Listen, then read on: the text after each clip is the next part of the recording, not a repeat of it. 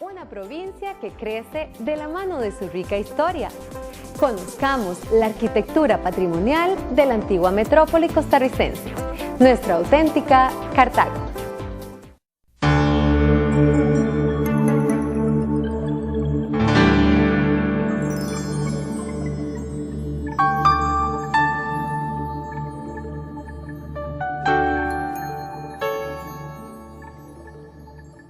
Cartago se llama Cartago del Apóstol Santiago. En 1842 la arquitectura que se pierde, podríamos decir que era una especie de arquitectura colonial, española, criolla.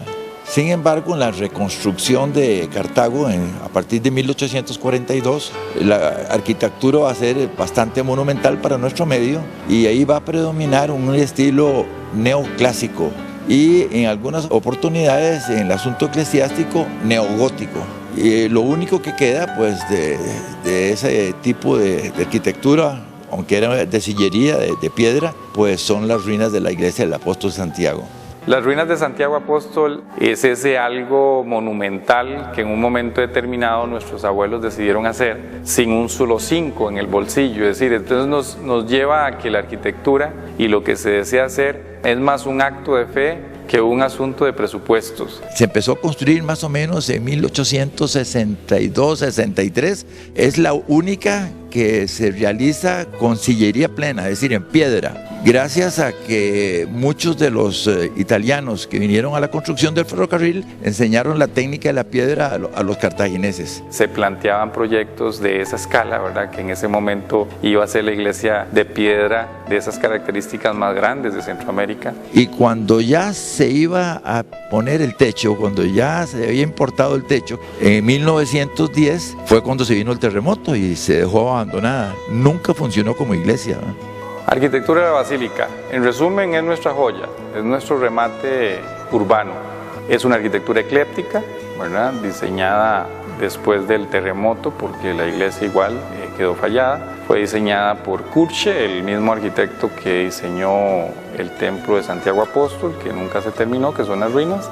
Pero también participó en ese diseño de planta central el arquitecto Luis Lash, y también participó el arquitecto Garnier. Tiene muchísimos estilos, desde estilos árabes, bizantinos, neorrománicos, etcétera, porque se intervino mucho y por varios arquitectos. Y tiene pues muy hermosos vitrales, tiene una decoración bastante agradable de estilo barroco y representa para los cartagos pues toda esa tradición en relación a la Virgen de los Ángeles. La iglesia de Los Ángeles como santuario nacional pues siempre está en constante mantenimiento, por decirlo de alguna forma. Inclusive se le hizo un revestimiento por fuera a las paredes que antes eran de bajareque francés. Pues la estructura arquitectónica aquí es más utilitaria y de una influencia diferente, que más bien esto se proyecta hacia el resto del país, ¿verdad? La Municipalidad de Cartago, en conjunto con varias instituciones y el público en general, nos hemos abocado a revitalizar ese concepto de ciudad histórica. Así entonces hemos trabajado muchas actividades y muchos edificios precisamente para dar espacios a la comunidad local y a los visitantes y encuentren en la arquitectura de Cartago un punto especial no solo en la parte patrimonial, sino en la novedosa, como es este anfiteatro en el que estamos en este momento. El anfiteatro de la ciudad de Cartago es de trascendental importancia por eso, porque es quien recibe al visitante a la ciudad y es una forma pues de catapultar, incentivar que se siga haciendo arte de todo tipo, ¿verdad? De danza, teatro, música, etc. Por eso es que esta administración municipal de Cartago decidió hacer un proyecto que aprovechara ese foso y que además estuviese destinado al arte y a esos espacios que de alguna manera Cartago necesita, porque hay muchos artistas, hay mucha gente deseando espacios para poder hacer sus actividades.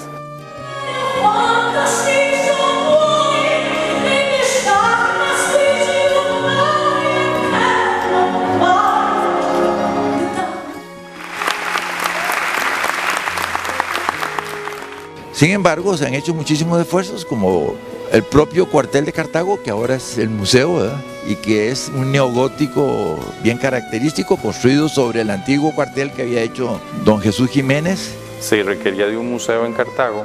Don Luis Lash diseña este edificio siguiendo el mismo patrón del anterior, pero con una arquitectura mucho más estilizada. Fue diseñado con un esqueleto metálico forrado con malla y chorreado en concreto. Se complementó con mezaninis, gradas, cableado estructurado para lo que es la atención de la biblioteca virtual, que nos permiten vivir el edificio de otra manera. En realidad son dos proyectos en uno. La biblioteca virtual es el costado norte del edificio y el museo o lo que se comporta como museo es toda el ala sur del edificio.